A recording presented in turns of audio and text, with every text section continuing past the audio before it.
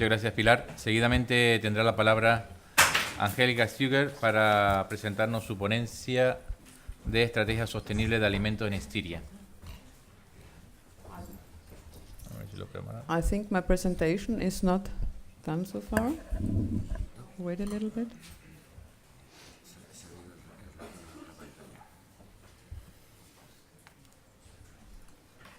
Here we go.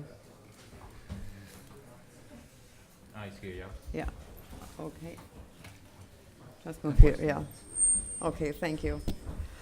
Well, ladies and gentlemen, dear chair, it's a pleasure for me today to replace my colleague, Walter Gudon. She's in the hospital. Strange, she's in the hospital because of the knee, but not of my knee, of her own knee. Yeah, it's not a joke, it's the truth.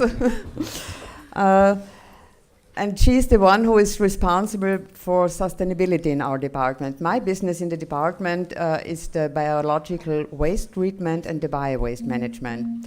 Well, before I start with the actual subject. Just wait a minute because okay, you told me to hurry up, so that's what I try to do now.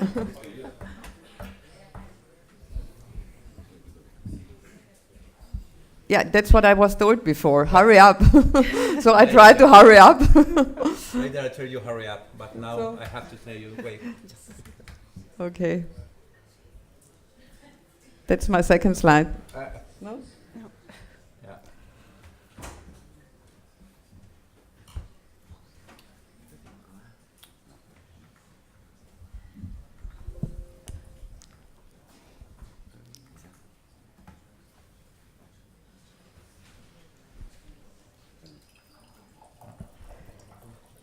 The technical problems.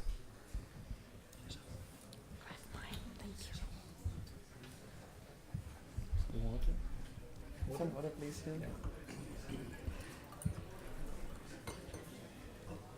Okay, yes. Thank you.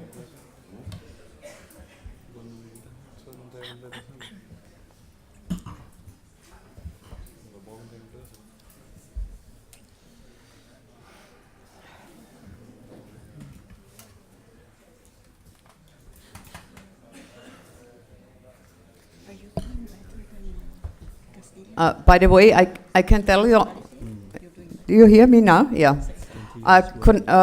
Connecting to the morning session, I can tell you that in Austria we always had a very sophisticated waste management. Like in Paris, we have reuse stores. I mean, that's not the subject of my presentation, but we have to make a bridge. Okay. So we do have a separate waste collection since the early 90s. We collect glass, we collect metal, we collect electronic waste, we collect biogenic waste, we collect package, so we really collect everything and we treat it separately. So can I continue with my presentation now? Okay, we'll try it. So now you had an overview of the waste management in Styria and in Austria, and now we can continue with the sustainable food strategy. I hope so. You'll try it? Yeah, that's the second slide. Maybe somebody should stay here to a troubleshooter. I need a troubleshooter. Hurry up. Okay, hurry up. So, as you all might know, Austria is in the middle of Europe, and Styria is a provincial in the eastern part of Austria. I can see it here. Doesn't matter. Yeah, I can see it here. Some impressions of Austria. We have wonderful mountains, beautiful lakes, and really cute vineyards. And to keep this beauty, we have to take care of our environment. Well, now let's move. Don't hesitate to plan your next vacation in Austria if you see these photos. Now let's move to our subject. As you all know, about 1 billion of the global population are hungry every day. And on the other hand, we use about 4 planets for life. So in Austria, the average use is 2.8 planet. We do have an excess of food production, and 1/3 of the food we buy, we throw away. So the German word for food is Lebensmittel, which means need for life. So what do we really need for life? A family in Germany needs 375 euros in 1 week. And with the same calculation in Chad, they need 18 euros. And they don't look so hungry. So we have to think about what we need. And when we talk about a sustainable food strategy, you have to know what we mean when we say sustainability. Sustainability is a paradigm with the 3 columns, the column of economy, the column of ecology, and the social aspects. And the important thing is that those columns has to be in balance. Because if they are not in balance, our sustainability is a slope, and we don't want that. The 3 columns in balance.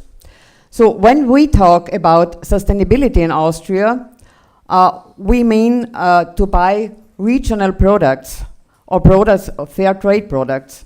So we shouldn't buy Spanish strawberries in Austria in February. That wouldn't be sustainability. We have to take care of soil quality, of ethical husbandry. It's okay? Yes. Do you agree with the Spanish strawberries? Yes. Okay. We have to take care of our plant management to avoid pesticides. And last but not least, we have to avoid not only food waste, but waste. And I have to tell that in Austria, we switched from the classical waste management to a sustainable flow management about 10 to 15 years ago. So to develop a strategy for food avoiding, we have to answer 3 questions. Where do we produce food waste? Why do we produce it? And how much do we produce? Let's go to the first question. We produce food waste nearly everywhere. We produce it in households, in every food service, in food trade, and last but not least in agriculture and production. But we have to distinguish between food losses and food waste. You cannot avoid everything. Food losses, for instance, in agriculture, if you have a natural disaster, so you destroy your harvest. That's not a food waste, that's a food loss. You cannot avoid a food loss. And with our waste management, we treat these food losses and also the food waste in composting plants and biogas plants. So you have a circle in this way anyway. So what are typical examples for food losses? Technical defects, refrigerations, you can't avoid that. You have damage of packaging during the transport. And you also have non-eatable things. In Austria, if you eat a fish, you don't eat the head of the fish. So that's a food loss. Or as I mentioned before, if you have a natural disaster like hail. So what is avoidable? Avoidable is the food waste if you have too big portions. Avoidable is food waste if food have just the wrong size. You cannot sell it if it has the wrong size. I mean, that's crazy, but it's the truth. Or the date of expire is over, or you had the wrong storage. So just 1 or 2 slides to the quantities. That's the green barn is the barn of Styria. The others other provinces in Austria, and you can see Styria has the fewest food waste and food losses in Austria. So what is food waste in numbers? We produce about 870,000 tons per year. Origin, as I mentioned before, is agriculture, production, food trade, household, and catering. Now we had an answer of all those 3 questions. So what is our strategy? Respectively to the 3 columns of sustainability, we have 2 main streams. We try to avoid food waste, concerning to the column of ecology and economy, and we try a reasonable use for the social aspects. So we started at schools. Sensitization in school is one of the most important things. We have a lot of projects, and the idea is if the kids agree with you, they put it at home and they change their lifestyle in their families. So we have a lot of information coming. What do we tell them? I want to pick out one example. That's the ecological footprint. And they were told what it is. And the schools, by themselves, they can create their own projects, how they can change their lifestyle, for instance, go with the bicycle to school and so on, and then they get an award of the so-called footprint schools. Another example I want to pick up is an example for waste prevention. It's called, the German word is gescheit feiern, which means intelligent feeds. That's for very big events. We have an own guideline for those events. They have to buy regional products and so on. And if you follow those guidelines, we support such events. Another project, together with the Federal Ministry of Environmental, is the project United Against Waste. This project causes a reduction of food waste. The target group is any kind of food service and communal feeding, like hospitals, schools, and so on.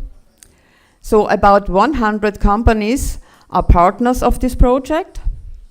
And what did we tell them? We told them that they save about 10,000 euros per year if they have an intelligent use of food.